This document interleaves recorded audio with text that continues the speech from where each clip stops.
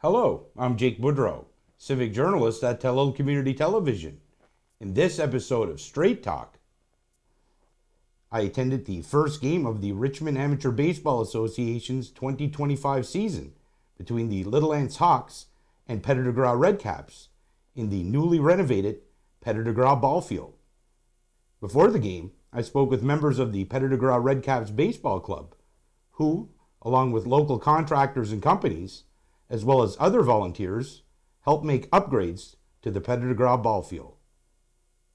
Then I spoke with Nova Scotia Energy Minister and Richmond MLA Trevor Boudreau about the role funding from the provincial government played in making improvements to the ballfield. Just before the game started, there was a short ceremony thanking all those involved in making the upgrades, as well as a cheque presentation from the Perry family for the new scoreboard, with John Perry throwing out the ceremonial first pitch. So, Warren, let's start off by maybe you can describe what your position is. I know you're a catcher, but you're also, I don't know if a coach or not, but you're certainly around the field a lot. So maybe you can talk about that first. Yeah, Richard looks after the coaching mostly, and Don. I guess I kind of look after the operational side more or less. The field mostly for the maintenance and the organization as a whole. Um, because it's more than just a team here to run the facility. So I kind of focus more on that. Still love playing though, and but Richard and Don look after most of that. So maybe you can talk about that. I know Richard mentioned you and Don Fougere Yeah. did a lot of work on the field. We're here quite a bit. Yeah. I know you weren't the only ones, No. but you did do quite a bit of work, and maybe you can talk about that. Yeah, well, Don had retired, and but this project, when we got the funding for the wall, Don and I had always kind of envisioned wanting to do that. It was kind of like the last big project we wanted to do. We redid the lights in 2018, so I asked Don to help me, and really all we did really was project management, right? So working with the contractors and stuff. I love Donnie. We've been working on together probably since Barry fell sick, so we spent a lot of hours here on that. But the guys on the team did so much work and came through, and so many volunteers from the community, and the contractors were outstanding. So many people came together to make this such a beautiful project. So proud of it. Yeah, maybe you just mentioned that people from the community volunteering. Richard had mentioned it too. I know there was members of the Red Caps that did some work, but there were a lot of people just from the community itself that pitched in. Yeah, you know what? Baseball's so big here, right? And it's an icon in the community, really, and to me in all of Richmond County. The first game we had on Friday night against the Hawks, it was packed. Probably the biggest non-playoff crowd I've seen since I came back in 2010. So yeah, lots of people pitching in, dropping in, and offering to help, and whether it be paint the walls, hang signs, put out garbage cans, but especially my guys, the guys on our team. Like you say, you see me and Don here, but we can't hang signs by ourselves, we can't paint the walls by ourselves, and the guys on the team are just great. So talk about the funding. I believe it's $350,000 you guys got in provincial funding. Yeah. I think was that recreational facilities funding. I do believe I'd have to ask Yannick, our treasurer. I'm not exactly sure, but we're just grateful. We couldn't have did it without that kind of money. In 2022, Don and I had asked Roger LeBlanc, an alumni member, to kind of design something and give us a ballpark. And when the pricing came in, it was around 350, and we didn't have 350,000, so we thought we'd have to get it through several levels of government. But we met with Trevor a few times, and we were encouraged to submit something. And I'll tell you, the day Trevor called me to tell me that we were going to get the funding was a very, very happy day for sure. Yeah, and the contractors are amazing, so it came in on time, on budget, so couldn't ask for more. Now, people in the past have played a big role in maintaining this field. One of those was Barry Yeah. Marchand, who spent decades Yeah. on working on this field, cutting the grass, maintaining it to what it needs to be a good functioning ball field. And maybe you can talk about Barry's contributions and some of the others. Yeah, so this is our 78th year, so we've had so many people in our history. We've been caretakers of this facility for the community. That's how we view it. So there was many people before Barry, and of course Barry played an integral role, as everybody knows. And of course, in our time, Jake, we seen Barry here. When I moved back in 2010, I struck up a very good relationship with Barry. He'd always coached me and stuff.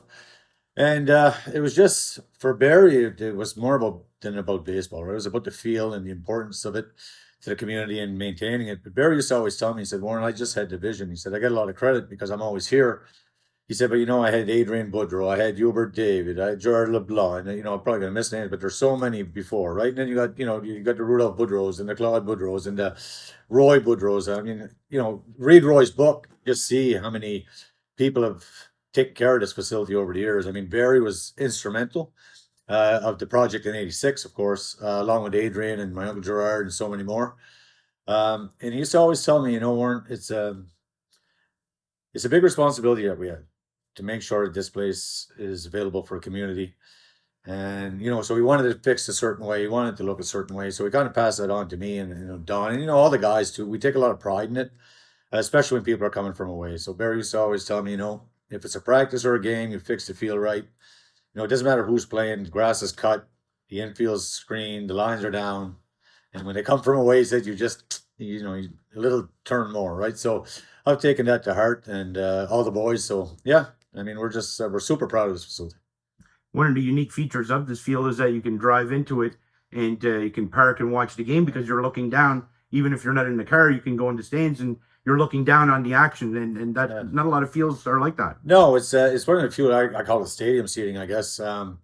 It's so amazing. Like, we got seniors who love to come. They can park on top of the hill and still see the game. I mean, my dad likes to park up there so he can see home plate and see the guys batting. Gwenny, so many of our alumni members. So, it's amazing. And when people come away, that's what they love about it, right? It's a nice, wide open facility. There's lots of room. And the field, you look down, you get to see a great view. We got the canteen, we got the bathroom. So, yeah, I mean, to me, I guess being selfish, I think it's one of the nicest ball fields in Nova Scotia. And you guys hosted the boys high school baseball softball provincials at the beginning of June, and you guys were able to finish the work and get a lot of stuff done before that, and then things went well. They hosted, I believe, 8 teams, was it? Yeah, and that was kind of important because Don and Rod coach the slow pitch team there, and I have in the past, and it was important for them. But we went to Peter Kovac, who was the GC on this project, and asked, and he said he could, right? And I mean, we had to push, but that's the community coming together. That Peter probably had to put some jobs aside. Gerard and Darcy, the Marchand brothers, Audrey, Boudreau, Leo Patrick. I mean, so many contractors, and we pushed, and it came true. But it was important for Rod and Don to get, and for the kids, the local kids, to get to play here. And it was a very successful weekend. And all the guys on the team came through. We hung the signs, painted the wall. Like, that was so much work that week to get it ready. But, we had to, and we did. So lights were on, but we got it done. And I can't forget Jonathan Quigley either. Geez, JSG Landscaping. I mean, John. I probably drove John nuts, right, with my timeline. But anybody who knows me knows I'm always in a rush, I guess. Yeah, and he did the French drain and did the drainage that runs from, I believe, the batting circle all the way out left field, and that was a big component of the project. Yeah, so as we got into it more, we just, I guess we kind of took it from the attitude was, there's a chance to do a major facelift here, right? Like, so yeah, the wall was there, but once we did the wall, we had to move the scoreboard because the scoreboard couldn't go there because our new one has to be 300 feet, so we had to move that. So then we had to build a proper, platform for that, right? And then we always had a drainage issue here. I think the old drainage collapsed, so we decided to put a French drain from behind home plate all the way out, and it's working fantastic. New drainage in the outfield. We redid the dugouts as well. So really, it's 1986 all over again in 2025. Because the lights were done in 2018. Right. Yeah. Yes, that's right. There was a reboot there and a little touch up. So yeah, and I was talking about this with Richard. So the old right field wall was kind of used as like a barrier. There was armor stone placed in front of it between the old wall and the sea. Right. And then you guys poured a new wall there in right field. So that's pretty major to kind of try to keep the sea out because that's been an ongoing issue. Well, she is powerful, my friend. There was no big rocks left back there. There is a lot of armor stone and fill back there. So as I tell people now, if she lets go, I'm not worried about the field. I'm going to be worried about my house because Lord knows what it'll have to hit. But the nor'easters, I mean, they are powerful. We're lucky the last couple of years we haven't had any. I know a couple of us were pretty nervous this winter, waiting for a big one because the wall was compromised in a few places. But, Peter and Glenn Marchand, another one I'd forgot, Glenn and his son, Superior Superior Contracting. Contracting. Yeah. Yeah, I was really happy. We got all the people on the island that are involved in this type of work got a piece of the pie, which we're very happy with. And yeah, they did a good job. And you know what? I feel very confident that's going to hold at least until I'm done, Jake. I mean, when she lets go, it won't be my problem, Don's problem, or it'll be another red cap caretaker's problem, I guess.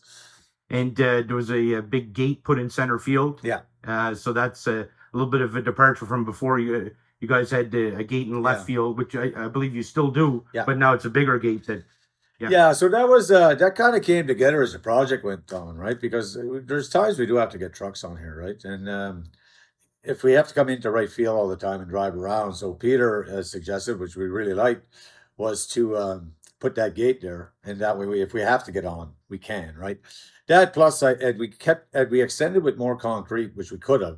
The timeline would have just been too long to get the season started, so it was kind of like a compromise between the two situations, right?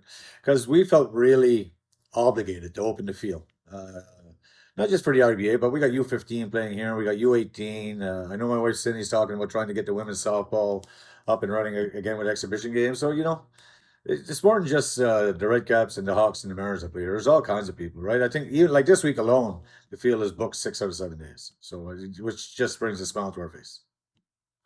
And also, let's talk about the scoreboard. I know that was a long awaited piece of it. You guys purchased it last year, and you received some donations from a number of people, the Perry family. I believe Cameron Landry as well gave some money, and maybe you can talk about those donations and others. Yeah, the Powers donated, who play in our annual softball tournament. The Feeners donated. The Martel family. The Martels, Cameron made a personal donation, and the Perrys raised money in memory of their mom who passed away, unfortunately. So yeah, so it was very, very generous, and we needed that money actually to help offset the cost of moving the scoreboard.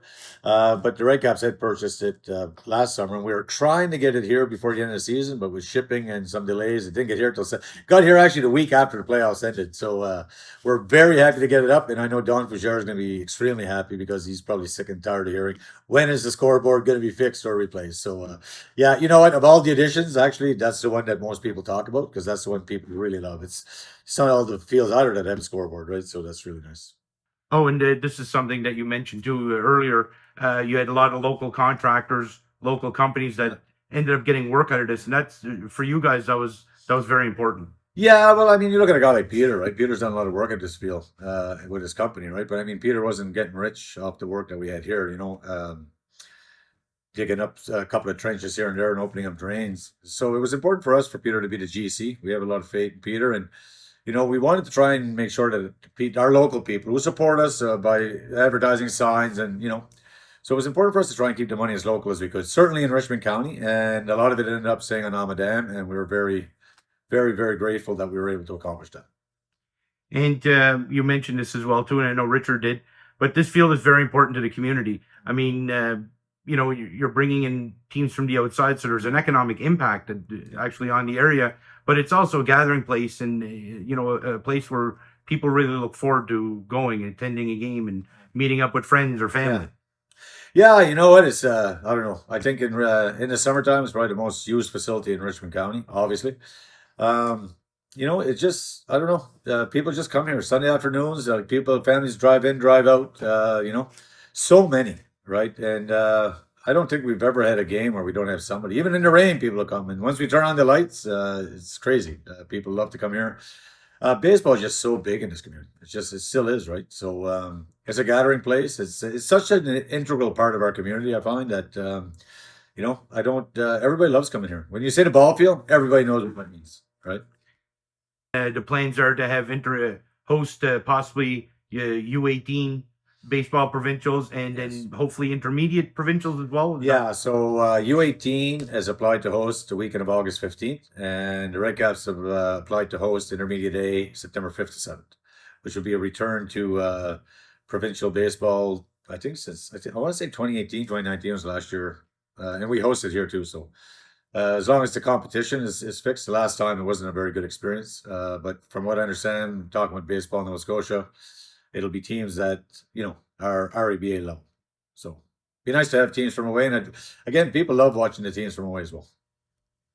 Yeah, and it'll be a big boon. You get to show the field off, and the area gets to host two Yeah, pretty substantial provincial tournaments too, so that there's a lot of benefit there. absolutely, right? I mean, it goes around the community, right? Hotels, restaurants, gas, co-op, Corner Bridge, Kenny's Pizza, you name it. So, Richard, you're the manager of the Petit de Grat Red Caps, Yes, and maybe you can start by telling me when the work started to the field and kind of what took place. Well, initially, we had received an amount of money a couple of years ago, and they had just told us to put in a grant, because really it needed to be. So 2 years ago, we put in a requisition for a grant, and then last year, we were lucky. We received the grant. Now the work we received it, I think it must have been around the month of May or so. Anyway, and they give you a year to complete the project. So during the winter, there was not, the ground is frozen and stuff. So I believe they started around mid-April, the end of April, and they were busy right till they were done before the end of May because, for the season opener, I think it was June. I think our season opener was June 13th.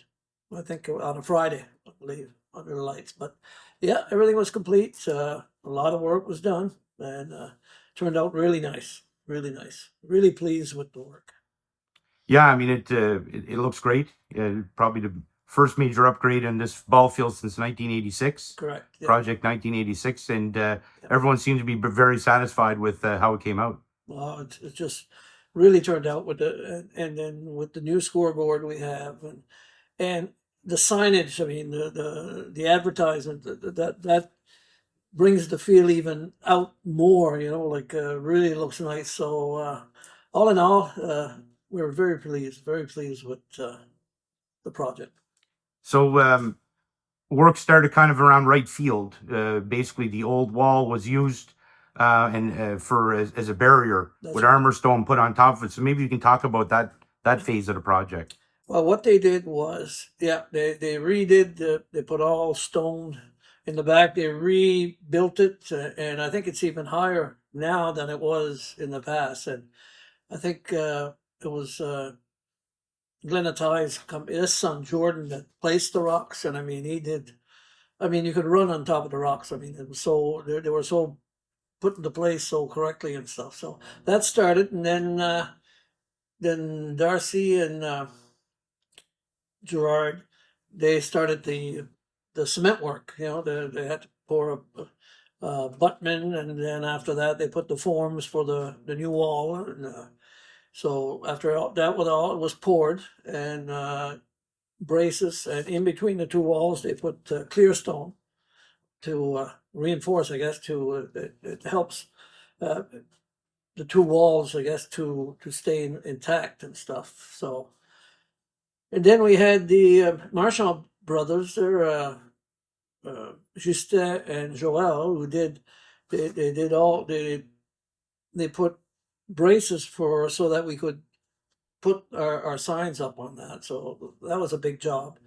They also did the metal work for the scoreboard to erect the scoreboard. So, and then Peter did, like carrying the loads and did the landscaping and planted some seeds in the outfield. So so no, it came out pretty good. I tell you. And then at the end, a bunch of us got together and we painted the wall blue. Like just painted it so it really brings it out. Painted all the walls the same color. So no, it turned out really good.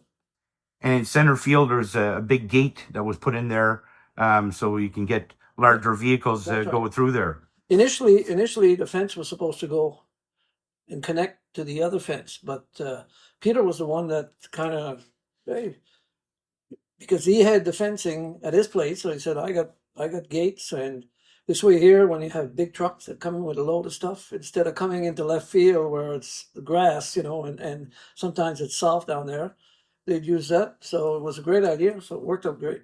Yeah.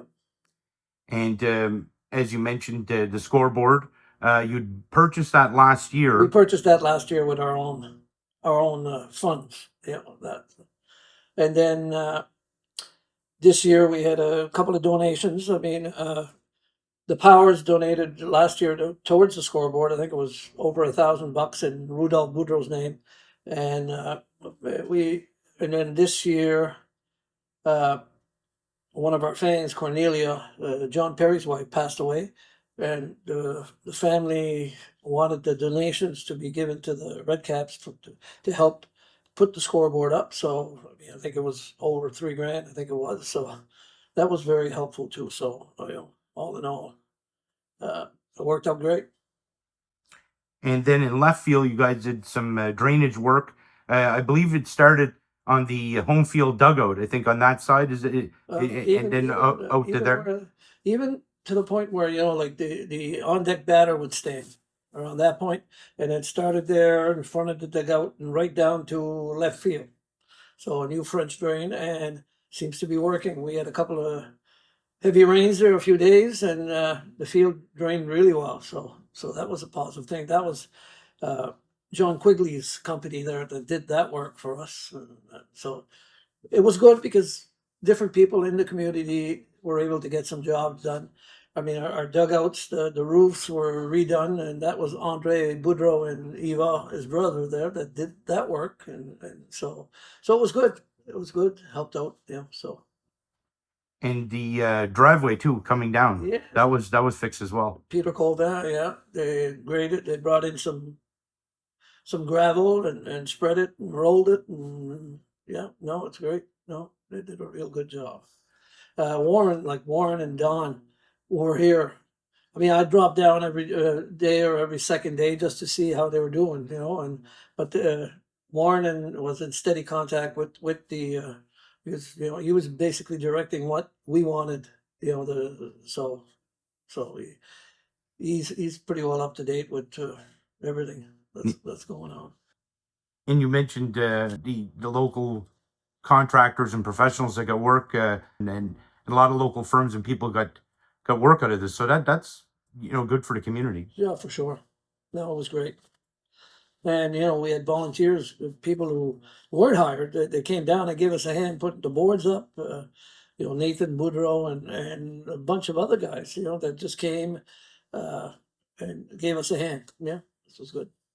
Yeah, and there were members of the Red Caps, but there was also people just from the community, like That's you're right. just talking about. So it was good that you were able to get some helping hand, I guess. Well, the thing is, I think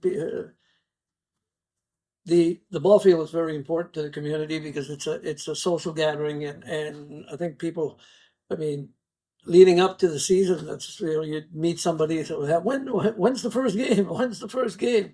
When's the canteen opening? Like for the fries and so forth. So it is an important part of our culture, and our being. There's been a field here since before World War II.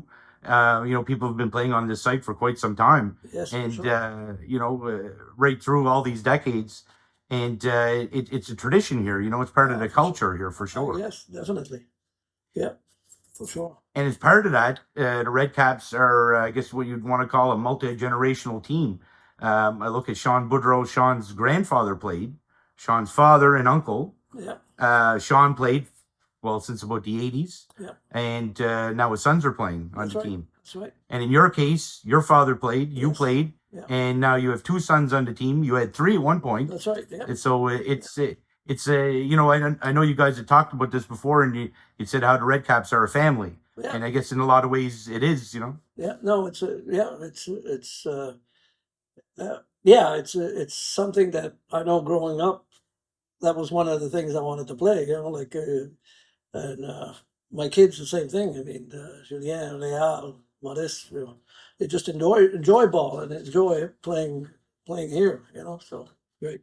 Yeah. I think it kept me going. I mean, I'm still playing, I'm still managing a little bit, and I don't know how much I'd be doing if the kids weren't, like Mo wasn't involved and Julien wasn't involved. I don't know if I'd have stayed. But the one thing that kept me to is old timers ball that came into effect, So, we'd always go to the nationals, Canadian nationals, and then I've gone 3 times to the Roy Hobbs in Florida, so which is also a nice experience if you have a chance to go. Yeah. Maybe you could talk a little bit about the role the MLA played, Richmond MLA Trevor Boudreau. helped to get you guys funding. I believe it was $350,000 I think that's in what- provincial funds, Yeah. if the memory serves, and Trevor helped to kind of bring that about. Initially, we had got that 50, I think it was 51 or 52,000, for infrastructure, for doing stuff, and then Warren started discussing, well, the wall, and I remember Trevor went down and took a look at the old wall that was there. He said, well, get an engineer, like we got Roger Leblanc, and then get estimates and go from there. You never know, it doesn't hurt to just put it in, and I don't know if it helped that an election was coming up, I think, but hey, you'll take it any which way you can, for sure. Joining me is Nova Scotia's Minister of Energy and the MLA for Richmond. Welcome back, Trevor Boudreau. Thanks for having me, Jake. So I was in Petit de Grat on June 13th for the first game of the Richmond Amateur Baseball League's 2025 season at the newly renovated Ballfield in Petit de Grat. And it's speaking with those who volunteered their time and are involved with the teams in the league. They had a lot of praise for your efforts in receiving this provincial government funding. First off, I think it was 350,000 was the amount that they received, I believe is what was quoted to me. And where did that come from? What fund was that from?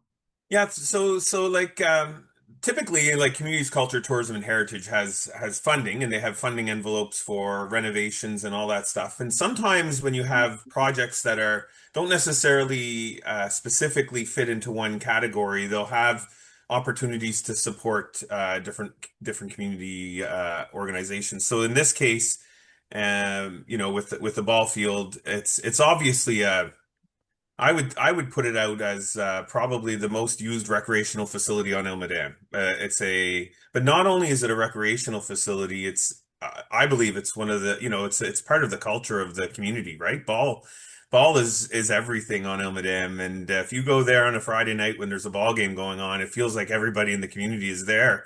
And so this has been kind of a bit of a long time coming. When I first got elected, had a really good chat with members of the Red Caps, and we talked about the importance of upgrading the field, and we actually had found some funding in 2022. There was another $50,000 that was there, and it was done for some renos to the field and also to the canteen and some of the facilities there. And then we got talking and walking around and saying, like, the coastal erosion stuff is real, and the impact on the field is significant. And so we started talking about what was the art of the possible with respect to the field and ensuring that it's there for future generations. And so through those conversations, we had looked at what would the costs be and what is the benefit to the community. So really thrilled we were able to kind of pull this off. It was 350,000, a little bit over that, but really it was about supporting the community and maintaining one of the most important recreation facilities on the island. So I know at the time you were a little bit jammed for time because the election was looming, and you wanted to get this funding out, obviously, so they could access the funding like in the spring here, as they did. So what did you have to do to get this funding? I assume time was of the essence at that time. Well, I mean, it was one of these ones where we had kind of put an application in earlier, right? So kind of put it out to the community's culture, tourism, and heritage, saying this is a priority, and said, like if funds become available, then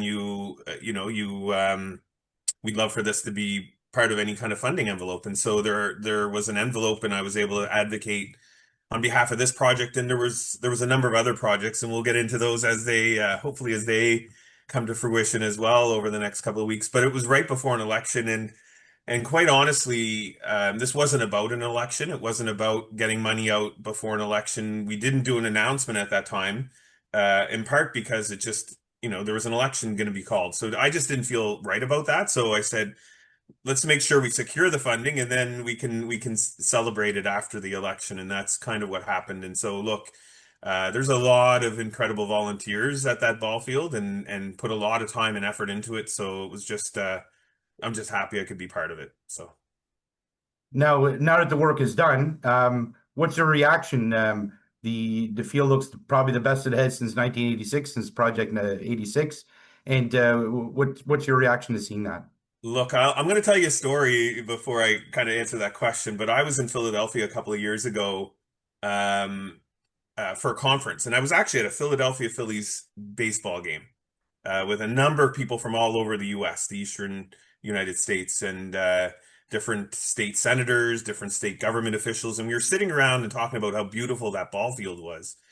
And then they were bragging about the ball fields they had in their communities. And I took out a picture. I think it might have been Shane Savory who had done it was like a picture that with the lights on and the water behind in the ball field. And I showed this to everybody sitting there, and they were blown away that this ball field was in the middle of rural Nova Scotia, not in some metropolitan city on the east coast of the U.S. So if you get some visitors from the U.S., it's probably from those conversations. But what that showed me is just again, look at this gem that we have, and what an opportunity to just make sure it's there for many years to come. So I've run into a number of people. I didn't get down on the 13th for the first game. I had hoped to, but I was out of the province, and so my goal is to get down and spend some time there. But certainly, I've had a lot of people reach out from the community, just saying how happy they are that we were able to kind of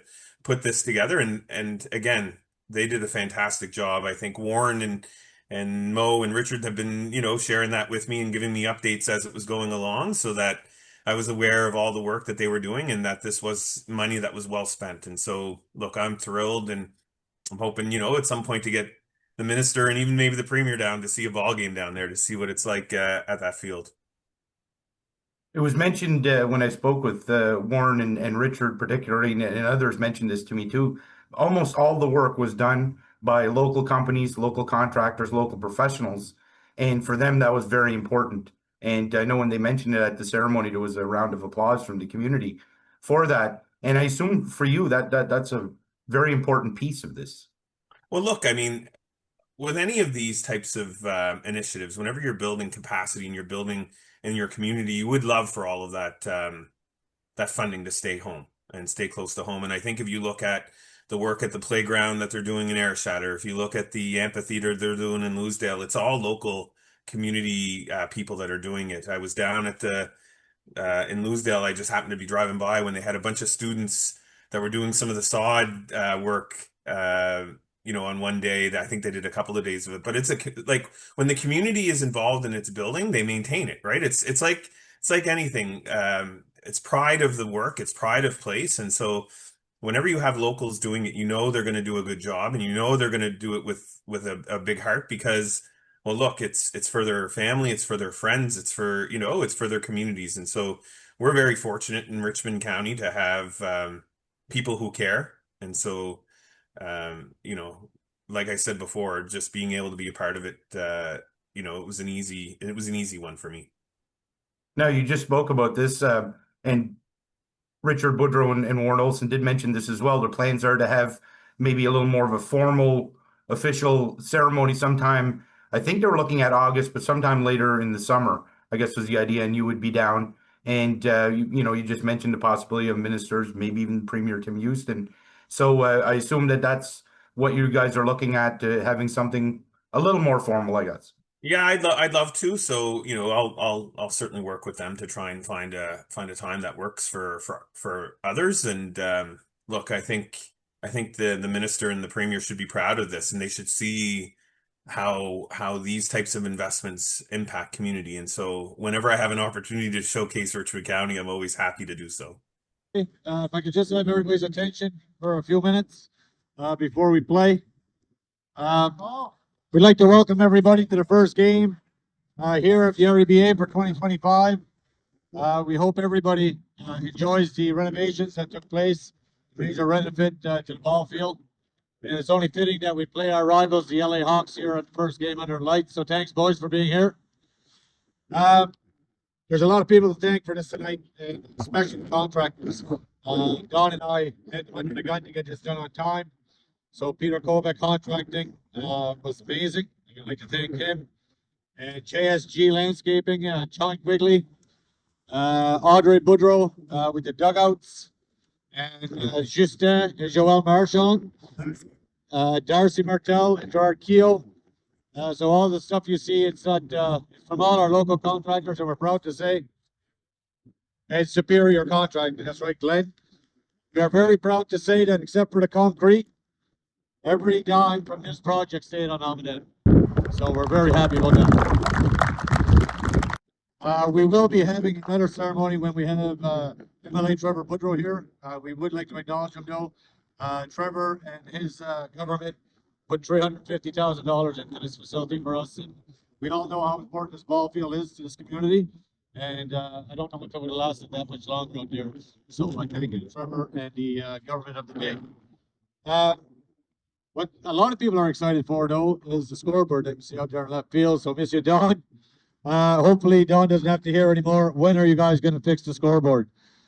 We had bought that last year, and it wasn't really part of this project, but we did have to move it. And that came with a pretty good cost. And prior to this year, the Power family, but Sean is here and Callum from the festival, they donated money towards the cause. The Fienders, who also play in our annual softball tournament, did put some money towards this. And there were some other donations like Cameron Upty Clamp. But this year, the Perry family lost her mother and her wife, Amelia, lifelong Red Cap fan. And the family was very generous to have donations made in her memory go to the Petit de Grat Red Caps to be dedicated towards the scoreboard project. So I would like to take this opportunity on behalf of the Petit de Grat Red Caps and our family to thank John, Maureen, Judy, Roger, and Darren. And Roger is actually a treasured member of our alumni community. So we'd like to thank the Perrys, and they are here to make a check presentation to the Red Caps, which we graciously accept, and it is going towards moving that scoreboard to there. So we'd like to thank you and everybody else who donated to the cause. At this time, I'd like to invite the family over to make the check presentation to our president, manager, player, longtime Red Caps, strong Wilfred Boudreau, and our team captain, Martinez Boudreau. In the crowd, that is a check donation for $3,100 towards the scoreboard. Thank you very much.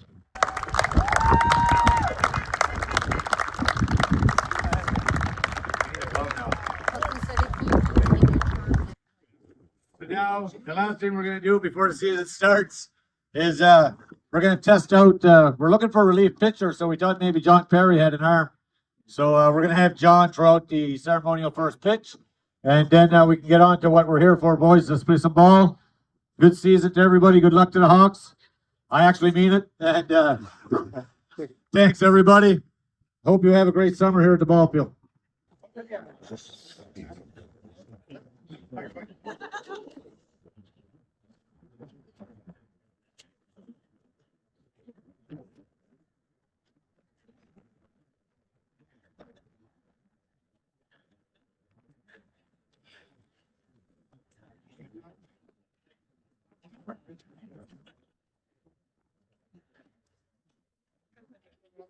All right, Judy's gonna catch it. Right?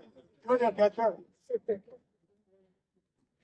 Get somebody behind her, though, just in case. Derek can go behind her, just in case you miss it.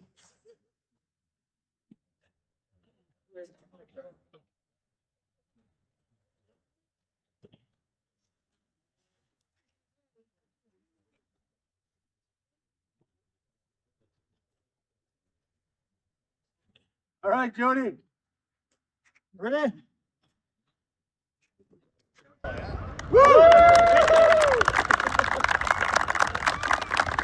Thank you for watching Strait Talk. Please tune in again to find out what we will be talking about.